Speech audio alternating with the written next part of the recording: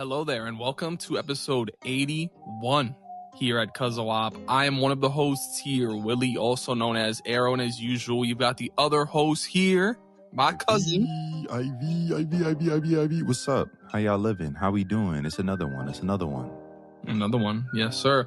And we are here pretty quickly to talk about what our last two episodes were roughly on. Well, that's actually not true. We also have it up. So sneaking in, but Deadpool and Wolverine. We are here to talk about this movie pretty quick. We both did our duty and we both went out and we saw that mess right away. And so we're here to talk about it. This movie opened pretty big, almost $500,000 or $500 million in box office money. That's pretty big. That's real good. Over a weekend?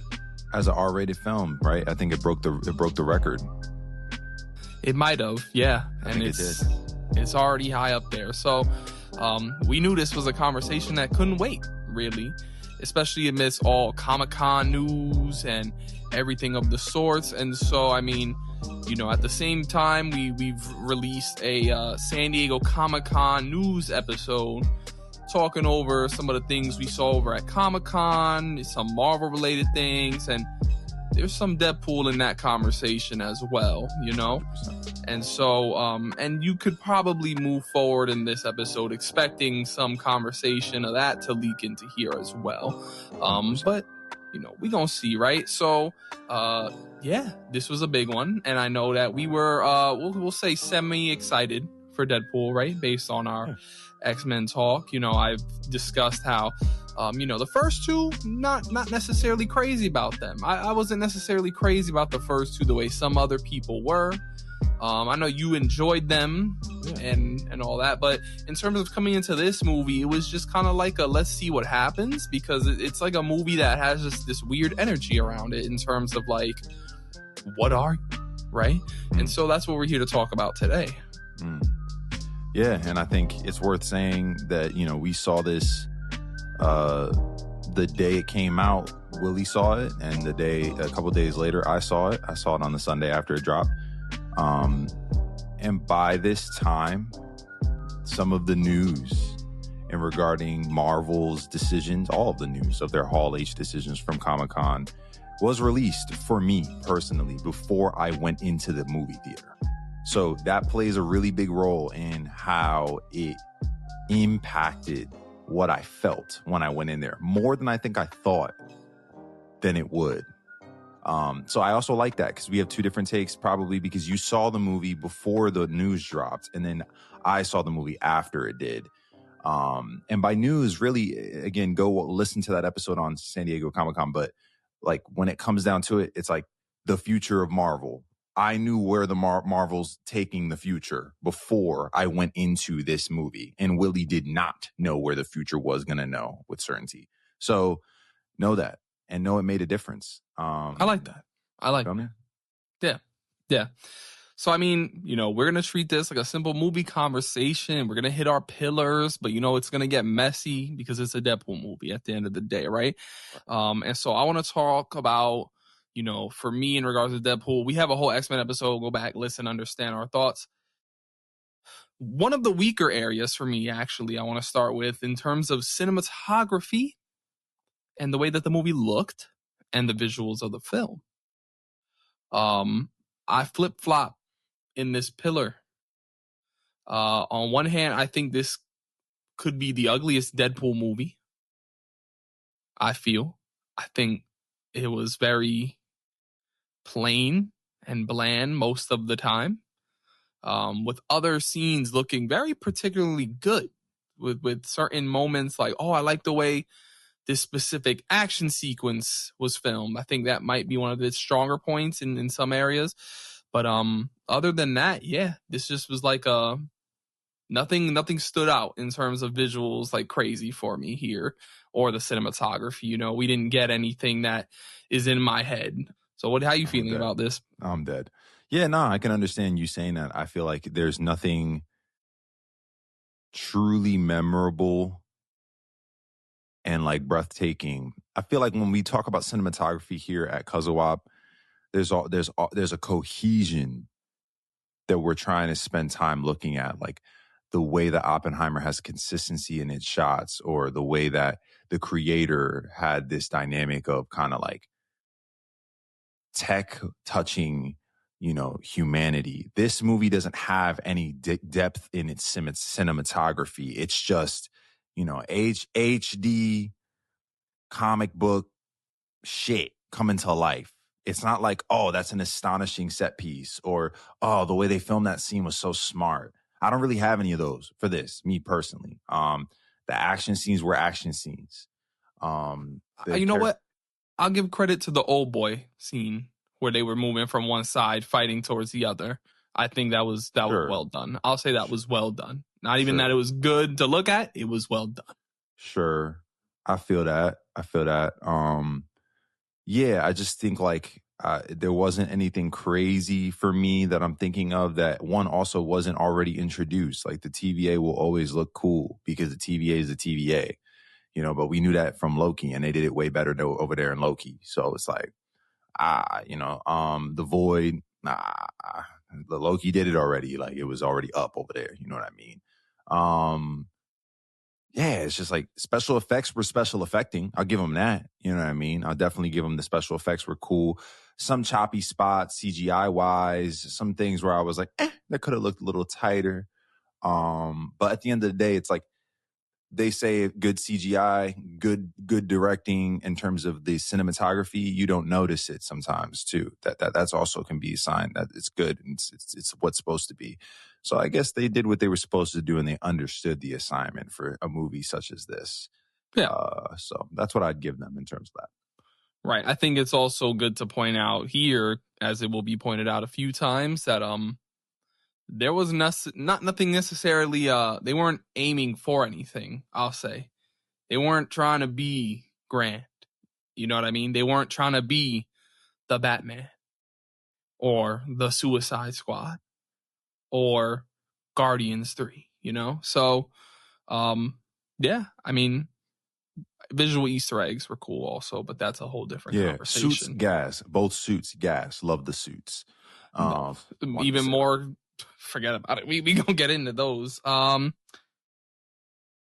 guess next I'll just move on to sound and score. I mean, in terms of sound, again, I don't think this is necessarily a film in terms of like, when I say sound, I think of the way not music could tell a story, more like the sounds of the environment and everything like that. It's not that kind of movie. Score hasn't been able to get out of my head since watching the movie. I've listened to Iris countless times. I've listened to Madonna countless times. Wow. NSYNC countless times. Wow. And even the credit song, they grip me with some of those songs on the soundtrack. But I mean, that seems to be something that happens to me with shows like The Umbrella Academy or the Guardian films. You know what I mean? So whoever picked the score, I don't understand some of the song placements, like maybe Iris during the end moment, but I loved it either way, and I'm taking that with me. So yeah, I'll give them that. That was cool. Yeah. No, I think the soundtrack was a fun soundtrack to throw together for a fun film. You know what I mean? That's the big thing that you're going to take away from me, and probably from Arrow as well. Is like we had fun, and the soundtrack was fun. I feel like they did a good job at letting the soundtrack really kind of push forward the energy of a fight scene or the energy of a moment. You know what I mean? They did that. Again, wasn't like stupendous. Wasn't like, wow, that was like edited according to the way that felt. Nah, none of that. It's just, oh, this song would go well here. You know what I mean? Or this is funny. Let's put this here, and that's cool. I was cool with that. Yeah. Yeah. All right. Well, I mean, the pillars here start to get weird because, they all mix together. And so I'm going to hit acting. I'm going to hit acting first. And I want to start with Ryan Reynolds. Now, you heard me in the last episode say that I prefer Nolan North because of that insanity factor. And I think I've figured out in this watch where Ryan is at his strongest. And And I think it's when he has someone that he can bounce the chemistry off of acting alongside of him. We got the tease of it with Josh Brolin, with Cable in 2, but to have Hugh here, that chemistry was natural. And this, I think, is his best outing as Deadpool in both line delivery, body movement, just the way he would move in certain moments. That, comedy is also great when done that way, and that's great. Emotional beats, and I just think this was his best outing. I really enjoyed him in this movie. Like, I would even dare to say, like, all right, I like him when he's working with other people. I like the character. I do. Before he was cool, and now I'm like, yeah, I could deal with it. I could deal with it. I think this was his best. So I think you ruined it for me, bro. You really did. Our conversation when we were talking about X-Men and the point that Tyson made really, really ruined it for me. Because as much as Ryan Reynolds does a great job, and it was cool to see the credit of, like, I've always felt connected to this character way back when, from X-Men Origins Wolverine from Ryan Reynolds. Like, as much as that's the case, and he does a great job, I couldn't help but think of this idea of, but you're still safe though. You're still playing. You're still kind of sane.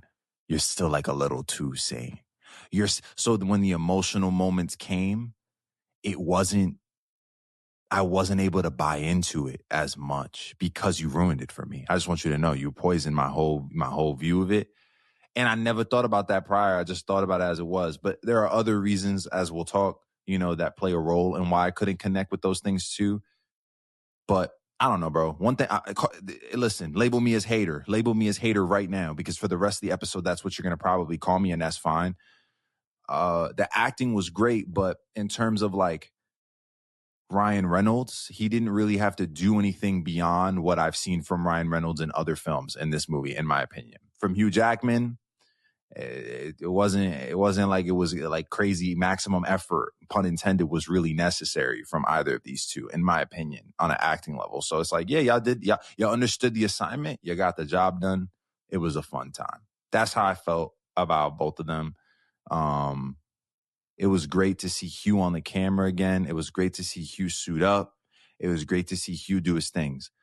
I honestly could have done with no emotional scenes from Hugh, because me personally, as much as I know he could do it. I've seen him do it great. I've seen him do it in crazy moments. In this particular film, I didn't care for it. Didn't care for the emotions and stuff. Me personally. Wow. I thought it was great. You did a good job though, bud. I thought it was great. I thought him yelling at him in the car, where he was like, but it's God's cruel fucking thing that we all suffer because of you. I loved it. I loved cool. That the R-rated Wolverine that we never got to have, that belongs with other people, got his moment to shine. It's cool. I wish I got more. I wish I got more of that R-rated Wolverine vibe from him. I guess part of what it was is like, I want the R-rated Wolverine around the X-Men. I got the R-rated Wolverine around Deadpool, and I'll take it. But to see that R-rated Wolverine around Cyclops talking about Jean Grey, that will go hard. But I'll take what I could get from this one. Right. I thought they were good. I think there are actors. I think the way of saying that they showed up and did their job, I've seen actors show up and do their jobs, and that wasn't this. Sure. There was love here. There was love here. There was passion here. They ain't just show up and do a job. Me personally, bro, and again, man, I'm watching interview after interview, Hot Ones, all these other ones. We were talking about this with the homies yesterday that I saw with. Like, these guys are talking like this is their magnum opus. Like, it's the greatest thing they've ever done, that their hearts are so in it. And for me, I didn't feel that at all throughout the whole movie. I saw box checking, seat filling, Marvel commercializing feel from the entire movie. So when the emotional moments came, I was like, I want to feel this, but I'm so effed up right now. I'm so effed up because we'll get to the writing. We're going to get to the writing. But Giannis did the assignment, shit, bro. Though. You did the assignment, though. You did the assignment. We got to remember that this is all art, and it's all about the love that the people have that are making the art, right? And I respect that for them, it could be theirs. theirs, bro. It could be theirs. That's fine. That's absolutely fine. That's fine. I'm just giving my opinion as we do here at CUZZO-OP on how I felt about the acting. The acting was good. We don't really usually rate actors, but like on a scale from 1 to 10, I give them both an 8. I think that's fair. Absolutely. Like it's because we always do want something new, but it's not always the time for it also. But I think that there was love. I think they also had a good time. You know, I felt that spark of love of what they do in this. You know, you don't always get to feel that from actors. And so just that spark was enough for me to say they liked it. There are other actors in this that I thought weren't as good. Yeah. And I mean, apologies, but Emma Corrin, I thought was terrible. Mid-pack. She was mid-pack. I didn't like her at all. Not even a little bit. But here's the thing, you know, we always talk about, is it the acting? Is it the writing? Is it the yada, yada, yada? Yes. Is what I'm going to say to that. Yes. It's all of it. It was. All of it. It was, because I saw Emma Corrin in Murder at the End of the World on Hulu, and she was cooking, and she was the protagonist and the main character that's in every episode, and she was playing 2 different versions of herself, one in the future and one in the past, and she was acting her ass off the whole time. So I've seen her pushed to her limits. Right. You know what I mean? Standing over dead bodies like limits, crying over dead friends limits. So when I saw her in this, I said, damn, frick, man. Right. Matthew McFadden? Fadden? Fadyen? Yeah, I think. Yeah. I liked him as just the generic bad guy. I liked his presence on screen. Like, his over-the-topness kind of just felt right for a Deadpool story for me. I liked him more than both of the other villains from the other 2 movies. Francis, I didn't care for. And the little New Zealand kid, I also didn't care for much. So this guy popped up. Was it incredibly generic? Absolutely. But it still made me feel like, oh, I like this guy. There's a bit of charm in there, just enough that I'm like, oh, you know, it feels like, I don't know why, maybe because of TVA. He reminded me of Mobius? Yeah. A little bit, in the sense of like, they're mad chill, and there's just that little bit of charm that I'm like, you know what, you got me. He was all right. He understood the assignment as well. Right. And then I'm going to jump into some of the cameos and guest roles that we can talk about as their role in the film later. You know, Chris Evans loves whenever he could show up and just be an asshole. It's what he loves. And I felt it for we'll say 3 minutes he was on screen. Nah, he was there for more than 3. Genuinely loved it. He was there for like 10. He was not there for like 10 minutes. 8. I'll give you 5. Okay. All right. 5 minutes. I'll take 5 run time. That's fine. And I enjoyed it. I enjoyed the 5, and it made me actually realize how much I miss him in that role. Yeah. And I think they knew that. I think they played into that really well. The way that they did it and twisted it was a really smart move. And yes, I think Marvel knew exactly what they were doing by giving him that space to do that. Yeah, Chris is Chris, man. Chris is gonna always Chris on anything, whatever he's doing. He's gonna always bring that heart to what he does. So I liked him in that role. Right. And the last one with the little New York, I was telling the guy he did his thing. He was cooking on that. The last person I'm gonna bring up to talk about in this particular segment that we have here is Channing Tatum. Now I want to talk about that. I want to talk about that, right? Because you and I, we spoke about it last week, and through your conversation about Tom Cruise brought me to the realization, what if they do the John Krasinski? And they did the John Krasinski, and they had Channing Tatum show up as Gambit. Now, I know you said, oh, I don't want that as a full film. And I also said, I don't want the Channing Tatum full film. I don't. But for the 15 minutes that he showed up here, I enjoyed it a lot. I really did. I enjoyed it. The dialect coach joke was hilarious, but I thought he was pulling off that accent really well after just hearing that shit off of X-Men 97. To think, yo, wow, they really did that joint better than X-Men Origins did. Yeah. And, I'm like, you know what? If this is all I ever see of his Gambit, which I'm perfectly okay with, he did his thing. I don't know about a movie, and I don't want that.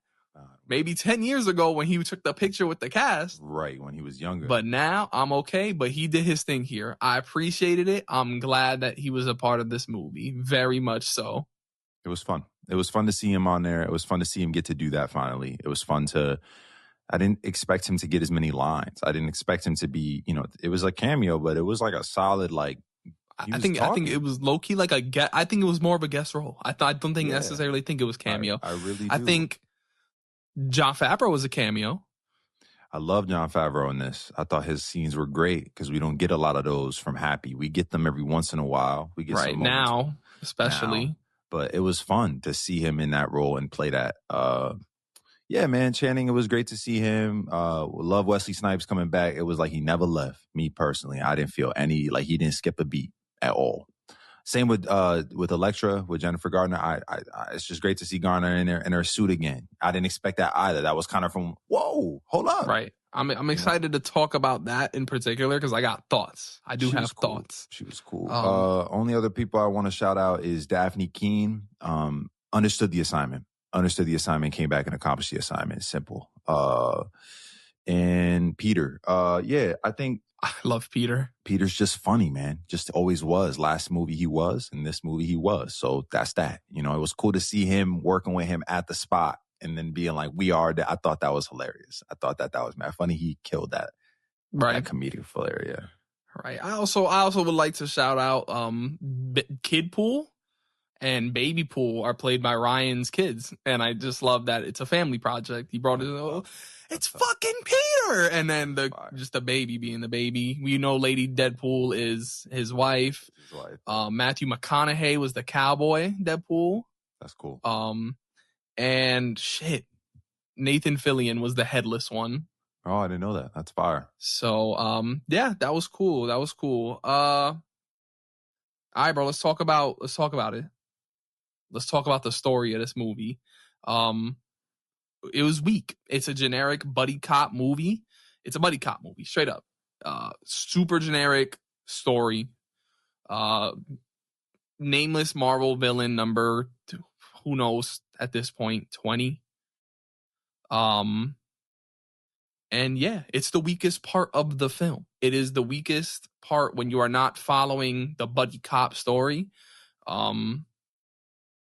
Yeah, it's a movie taped together by chemistry and character enjoyment and characters, truly.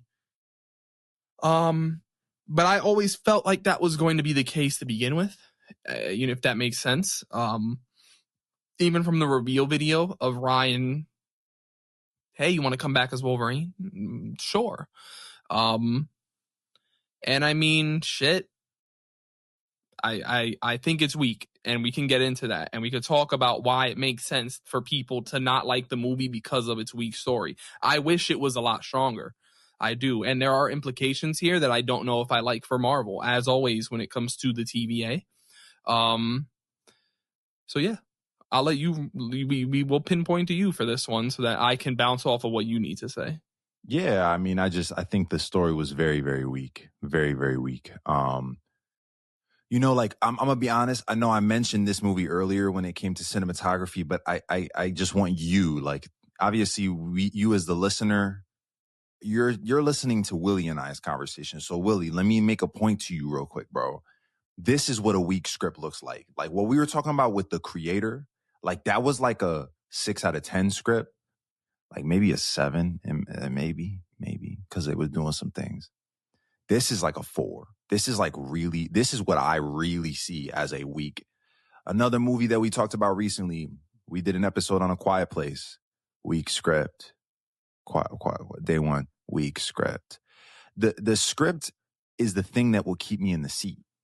Even if the movie looks like trash, sounds like trash, acted like trash, if the script is fire, as a moviegoer for me, I'm locked in. There were moments in this movie where I almost wanted to walk out. And what kept me was, who will I see revealed next? What part of my childhood put on screen in a cinematic live action moment from the cartoons I used to watch, Saturday morning cartoons, am I going to see next? You know what I mean? What song will they do? But there came a point where because the script was so weak, the jokes didn't hit for me anymore. And I started to become desensitized to the jokes because there wasn't something it was attached to, the jokes were attached to, that made it so that the jokes accentuated the script. It was just like, it felt like filler jokes. I don't know how else to describe it. You know what I mean? And so that's what was frustrating to me about this movie. It was like, damn, bro, you guys could have thought of something a little bit more significant in some way, shape, or form and wrote it and pasted it in a way that would have made everything so much better and more meaningful and less kind of like dumpster fiery in some ways. Like it was on fire. The whole movie was on fire. But what's really lit? What's really lit? You know what I mean? That's how I felt while I was in the movie. And I was trying to like convince myself that it wasn't the case the whole time because I didn't want to accept that. And my boy, shout out to Timmy, when we left the theater, he was like, I got those. And then when we got outside, we talked and he was like, yo, it's really basically he was like, it's really fuck Marvel. It's really like Marvel is really wilding with this script. And I was like, yo, why are you so upset about that? And he was like, am I the only one that didn't know that this is where Marvel is right now? And I was like, yeah, maybe you just didn't wake up to the fact that like this was the Marvel formula. It's still the Marvel formula. It's just the light, even more light version when it comes to the script. This is what was blowing my mind the most. Every single scene was exposition. Yeah, because then you got to go to A and B. And on the way to A and B, I might fucking do something I want to do while I'm on my way to A and B. But then we're going to go to Z and X. But then when you did Z and X, it made everybody die. So since everybody died, every scene was just explaining things. Every scene. They were doing a lot of telling, not a lot of showing. And what was being shown was easy. Let's bring this guy back and pay millions to him to come for this cameo. Let's pay for the licensing to have that 20th Century Fox sign in the back there. Let's pay. That is all we were shown throughout the entirety of the movie. And I was like, fuck, bro, I don't really want that. I was like, shit, like this is what you're giving me and I don't want it. Oh, so that's how I felt about the script and the writing. It was like, man, this is Marvel needing to make money more than it's ever been. So crazy. Throughout the movie, I'm watching, right? And I'm having a great time. I actually feel like the comedy for this film is the best in all of the Deadpool films. I hear what you're saying. I just want you to know that movie 2, you should go back and watch again after seeing this. I don't know if you've done that yet, but you should do that. I hit that rewatch last week. No, I'm talking about now that you saw it. Watch one more time. Yeah. But I think it's because of the fact that there's two comedic actors being able to work off one another in two different ways that made it work for me. Like, again, Deadpool was never even a character that I had much care for to begin with when walking into this movie. So I'm not even walking into this as a Deadpool fan. I'm not even going to call myself a Deadpool fan. You know what I mean? So this, I'm like, oh. And I wrote it in my Letterboxd review, Ryan needs someone else. I've seen Ryan with Will Ferrell. Okay, I like that. Granted, Ryan wasn't playing Ryan in that movie. I've seen him alone, and I'm like, But I like the comedy in this one. I feel like it stretched a long way, especially when you started to include other characters. I thought Blade was hilarious. But for the writing, I'm in the movie, and I'm watching it. I'm having a good time with the jokes. I'm watching great action sequences. And with the story, I'm just like, this is just point A to point B. It's what this whole movie is. It's incredibly weak. And then the movie ended and they played the credits where they were showing all of the past of Fox. And it took me my bus ride home in about an hour after to really think about, and I'm like, yeah, we know this is an MCU movie, but besides the TVA, it's really not. It introduced a concept. This was a goodbye. This was a love letter. Not a, again, story not well done, but this was just a goodbye to Fox. This was Deadpool and Wolverine saying there's 20 years of love, ups and downs, goods and bads, and this is just going to be a send-off. And we kind of just have to set it in the MCU. It's kind of where I feel like it happened, you know, because of the whole license thing. So I think that I don't think it's the worst of any of the MCU projects. Some of them have been put out really worse than this. Way worse. And so again, those credit scenes playing for an hour and a half on my way home in the back of my mind really just stuck to me that like, they knew the story was weak. I mean, we've known that they've come out and said this movie was fun. This movie is fun. This movie is this. This movie is that. For me, the cameos didn't really carry me anywhere. They never really do. I'm not going to say oh my God, the guest person showing up is going to cross the finish line for me. Nah, it's cool to see them. The story is weak. I mean, I don't think you could argue against it. I don't think anyone could argue that this story is strong or even good. You know what I mean? Yeah. I literally think they said they wanted to do a buddy cop film, and they tweeted it. This movie was made by friends for people that just love these movies. Yeah. But I understand you and your friends saying like, yo, what the F was that? And if it didn't keep you engaged, I mean, it makes sense. It doesn't not make sense. It makes sense. Yeah, I mean, yeah, I think it was cool to see certain aspects. We don't even have to go into themes too crazy. I know that's like the next section of like, you know, what the story looks like. But I do think that there is a story here. I think that there is, in the sense of the brains that decided this was the route. Like, yes, I said to you, you hit me up on text yesterday after you heard I left the theater. You said 3 words. And what did I say to you? I believe you said smart and shallow. Smart? Which I think is kind of silly that "and" was one of your words, by the way. I didn't text you that. I needed that. Smart and shallow. Why did I say that? Well, I think it was smart for what you just said. Marvel was able to say goodbye to Fox and all of what Fox has done. And that was very cool. I love that.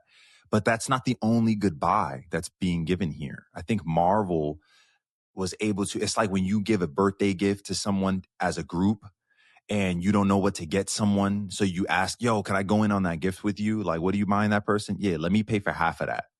So then you both sign your names on the card, but you didn't have to really put too much thought into actually doing something sentimental for that person.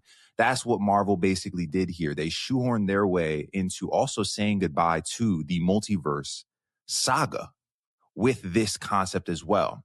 Because I feel like what they did was they let Deadpool make fun, not just of the mess they've made for the last couple of years, but the fact that everyone is doing multiverse concepts. And they made fun of the multiverse concept in a way that it's like, hey, can we all just say goodbye to that and go on to something different now? Because the reality is it's so cheesy now. And I'm making it cheesy live for the next 2.5 hours so that when you see multiverse next time, it's like Kendrick ruining Drake. I can't freaking listen to Drake right now because when I listen to Drake, all I hear is womanizing. All I hear is some guy acting like he's 20 years younger than he actually is. And he's ruined it. He's ruined it for me. And we talked about that last week about how Deadpool is this meta commentary. And I like that they brought that into this. It was smart. That's where the smart comes from. I love that for Marvel, being able to do that. Now, here's the other thing. They're also shitting on the competition because this movie, you know what it does? It ruins multiverse, not just for Marvel, but it ruins multiverse for DC. Not only does it ruin it for DC, but I was getting Everything Everywhere All at Once vibes from this movie. Anything that's a multiverse with an outlandish exposition point that's like, that makes sense because they were using that to kind of like create a smoke show over the concept of the multiverse. And for us as viewers, it's like they know that Marvel knows that we don't like a lot of what's come out lately. They use Deadpool to have a satirical conversation about that with us and say, we know we haven't done what you've loved lately. They didn't say we suck. They just said, we know that we haven't really loved what you've done. You haven't really loved what we've done lately. But let's stop for a second and let's say goodbye to these things of the past as we usher things to the future. And that's where this point of me knowing the future and where they're headed, it played a role in my ability to appreciate this film as well. And it really did ruin the news of RDJ as Dr. Doom. And you'll hear more about that if you go listen to our Comic-Con episode and break that down a little bit more. But yeah, so that's definitely yeah. I mean, my finishing statement for my review in terms of what I put out online was this film is what I expected it to be in all of its good and all of its bad. Although I don't know what a rewatch may do to my opinion on the film, this first watch was very enjoyable, one of my favorites of the year, and it felt like it healed something inside of me that I never knew needed to be healed. And I think that comes from those end credit scenes where I've seen Blade, I've watched Daredevil, I've watched Elektra, I've seen the Fantastic Four, I've seen all of those X-Men movies, I've seen Fan4stick. Ups and downs. We sit here, we critique them on their own episodes last week. Goods, bads, and yet watching that video played, it felt like no matter what, no matter how good those movies were or how bad those movies were, including Deadpool and Wolverine, this is a chapter of my life and a chapter of just superhero entertainment in general. The movies that quite literally spawned the ability to talk about the MCU in general, saying it's over.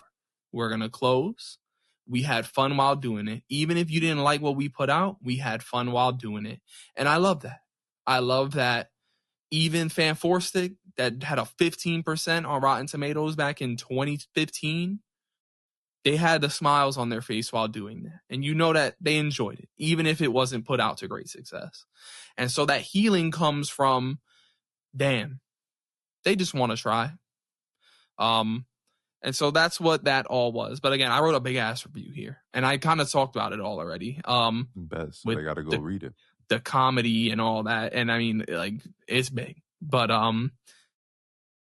yeah, I think just Deadpool for me. I hope to see him again. I do. I would love to see him interact in a more serious nature. Take him outside of his comfort zone.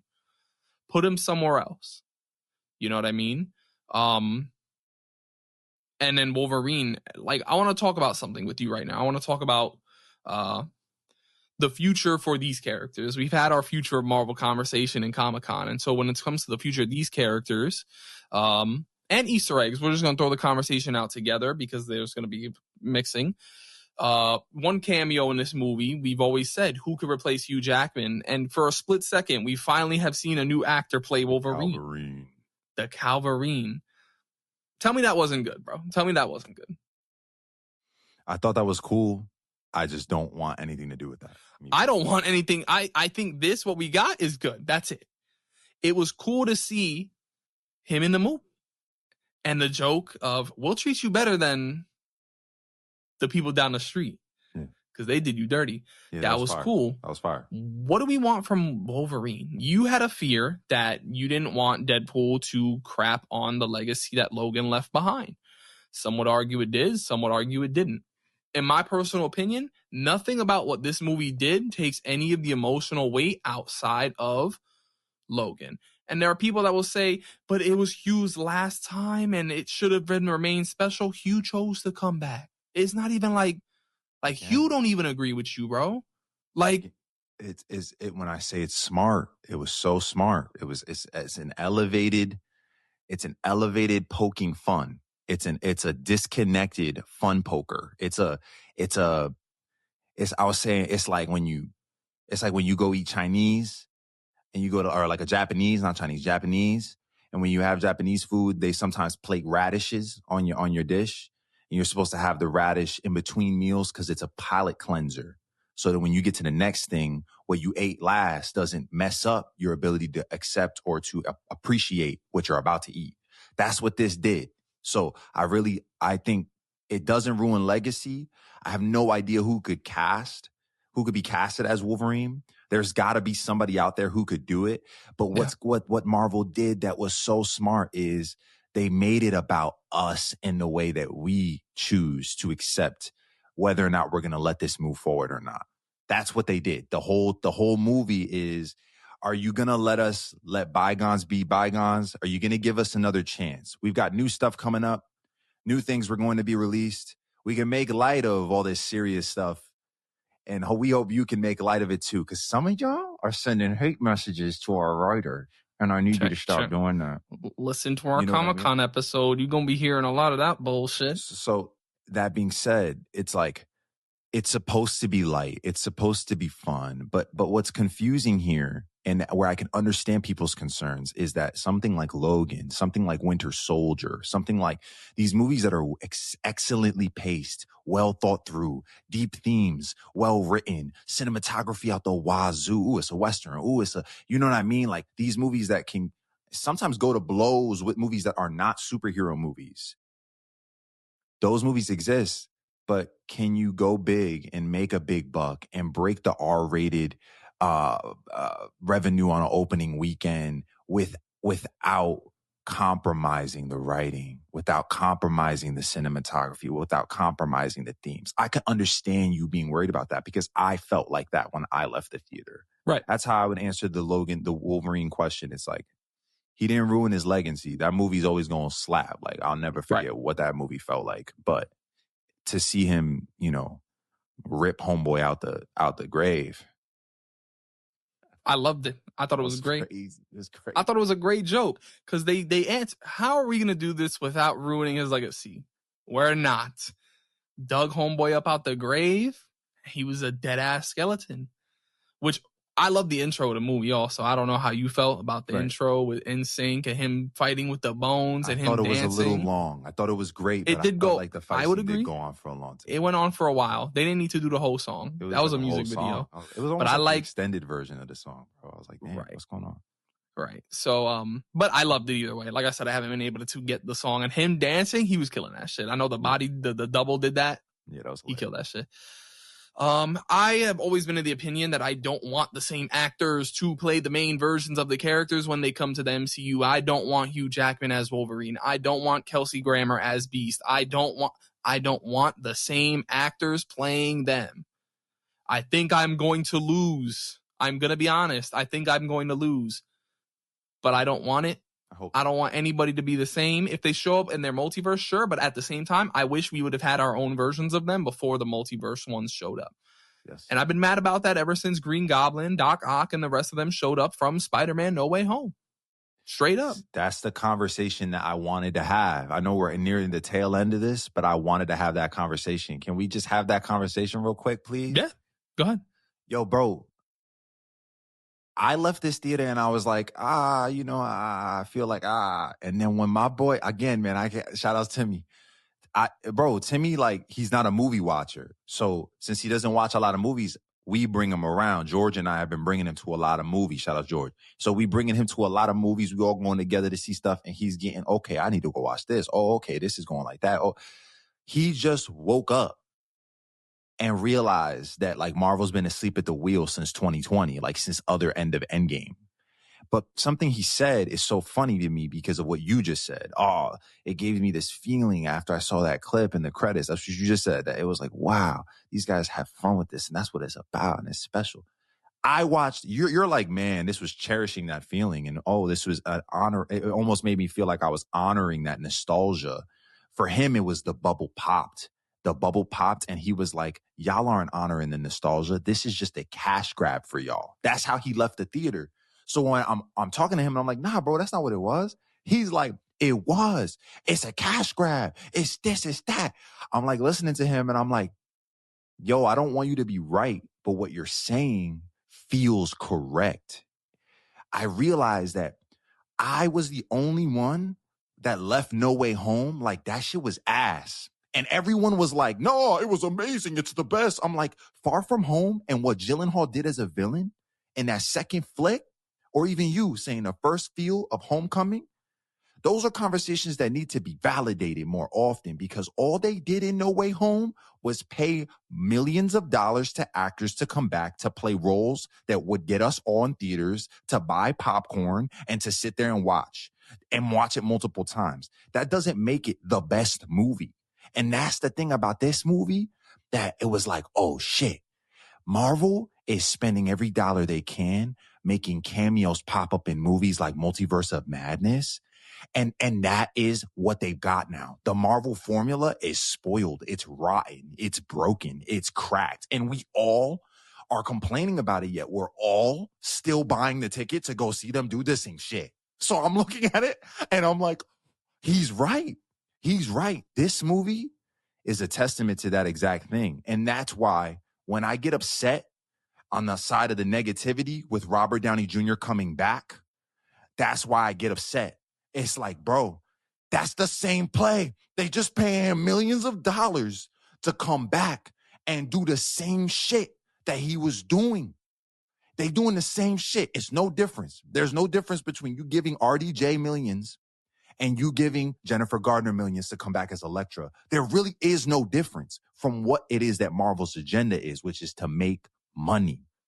And somewhere along the way, I feel like the heart behind the films, it doesn't always feel like it's there. And now I feel like the bubble's been popped even more for me because I heard Timmy break down and I was like, damn, like when will we ever feel what we felt when we were in Winter Soldier and dudes was whispering, "Hail Hydra"? Will we ever feel like, I don't know, maybe it's that I'm older now and I'm not a kid anymore, but I would love to hear the perspective of someone who's 12, 13 and what they thought about this movie if they get into it. Right, exactly. I want to hear that. I want to hear that because is your experience like mine was when I saw my Avengers come together?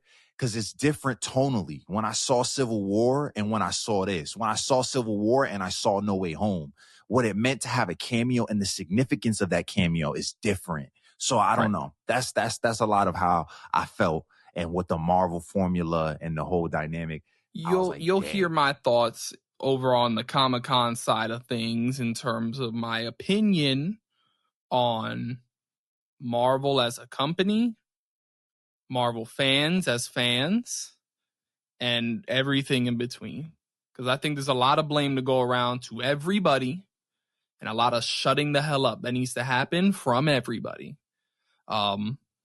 And I think there's validation everywhere. And there's also a lot of pipe down. Yeah.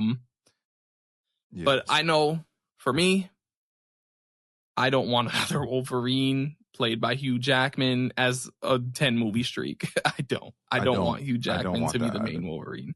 Ryan can stay as Deadpool if that makes sense. Ryan can come back because he's still fresh in the game. He's not even 10 years under his belt yet. Yes. But like you said, if we're going to keep the same rules and the same things we've said about DC, where it's like, it would be cool if we got a new Aquaman. You know, I'm glad to see the new photos of Superman. Like, we want newness. We want one era to end and another era to begin. I wish we as fans would loosen our grip and give the opportunity for somebody new to take it, even if it means Deadpool 2. I know that Ryan loves this character, but I was in the movie theater last night watching this movie, and there was a guy who showed up in a beautiful Deadpool outfit, and it was fire. And when we saw him, my boy Timmy was like, yo, I was like, yo, bro, you should go out to him and you should say, what are you seeing? What movie are you seeing? And then he was like, all right, bet, I'm gonna go. And so we went up to him and he was like, yo, what are you here to see? Are you seeing Deadpool? And man said, Deadpool? Nah, that movie sucks. And like, nah, I heard that movie sucks or something like that. But the way he said it, it was literally like Deadpool himself said it. And we were like, that was so fire. You know what? And I said, yo, another person could play this role and could cook it. And it could be fire too. Absolutely. He feels like a character that could make that switch. And I'm okay with, but shit, I'm good with a body double and Nolan North in the booth. I'm also down for that too. I was about to say, yeah, if you want to do a body double, that'd be cool. You know, you want a High School Musical Troy Bolton in with Zac Efron and Drew. Yeah, you could do that if you want. But running through Jennifer Gardner as Elektra, she was okay. Just like she was in Daredevil in her movie. Like, it's the same character, sure. Same acting job, sure. Snipes, like you said, was dope. Him coming back. There's only going to be one Blade. When Deadpool looks at the camera, I'm like, shit, is it true or is it not? We don't know. And that's part of the joke. I just want new. I want new. I'm excited for the hope that we will see new X-Men eventually. Yeah. And yeah, man, I just think fun, wacky time. Fun, wacky time. Let me get you a grade for this, bro. Yeah, I'm excited for this number. I'm excited. You ain't put it on Letterboxd, bro. I give this a 7. I give it a 7 out of 10. Okay. I give it a strong 7. It was a lot of fun. I enjoyed the fun. The writing could have been better. I don't want to hear any excuses. I feel like the writing could have been better because Deadpool 2 had better writing, and it was still jam-packed with a lot of people, a lot of cameos, a lot of banter. I enjoyed the way he and Cable went at each other almost more than I did watching Deadpool and Wolverine go back and forth, to be honest. So that's how I feel. I give it a 7 out of 10, me personally. Heard it. Enjoyment-wise, I give it an 8 out of 10. But as a film, a 6. I'm right there in the middle with you, man. And that's where I feel. Last things I want to just hit. I liked, and I'm going to just drop my hot takes. I liked the 2 seconds that we saw of the brown and yellow Wolverine suit more than the yellow and blue one. Interesting. That's my hot take. I like the brown suit, and I like the way he looked in it. I think there was somewhere in there they could have made that blue suit look a little bit cleaner. But I'm not full on hating. I liked the brown suit. It looked glorious to me. And if that mask had been on that suit, who knows? Yeah, it could have went crazy. I did enjoy the mask, man. I thought the mask was cool. I love seeing the Deadpool eyes on the Wolverine mask and seeing the emotions in that. I thought that was cool.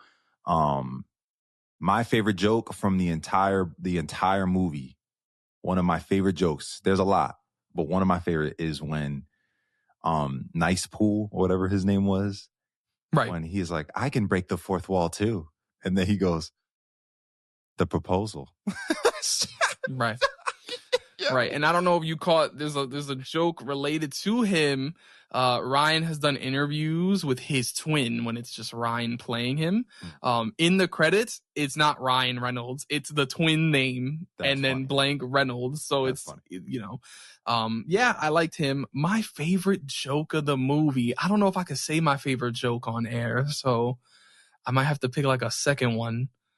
Damn, that's rough. The Gardner one was funny. Daredevil, I'm sorry. It's okay because, Gardner and Affleck. Man, Affleck showing up would have been so cool, but whatever. Yeah, that wasn't going to happen. I liked the Greatest Showman playing off the speaker for 2 seconds. That was funny. Damn, yeah, I can't say my favorite joke. Oh, Johnny's end credit scene is hilarious. I don't know if you stayed for that. I thought that was great. I love seeing him get that off. And, I mean, the play of him being Captain America was just... you expect it, and then you realize, at what point do you realize he's the Human Torch? Do you expect it right away? Or when he says, you see anyone running dick for brains? And Wade's like, excuse me? Like, oh, snap, you kind of different in this. Yeah. I spoke about comedy being body also, and so I'm going to say my favorite joke, body language-wise, is during that scene where he's talking and he's like, you get ready for this, to Wolverine, and he smacks the sword sticking out of Wolverine's chest.